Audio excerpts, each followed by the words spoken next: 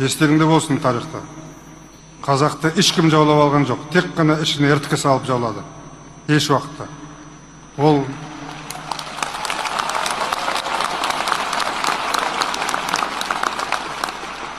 баяғыда ханның кезінде, біз Ресейге бағынбай тұрған кезде, әр хан, әр рудан, тайпадан 100 солдат сұрайды екен.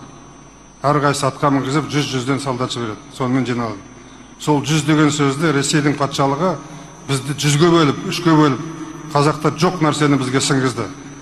Біз қазақпыз. Қазақстанда. Енді соны біз 3-ге бөлетін болсақ, біз ел болмаймыз. Тек қана бізді таратып алып, Екатерина екіншінің берген бұйрығы бар.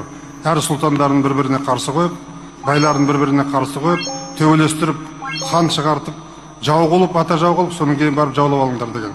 Солай жаулап алды.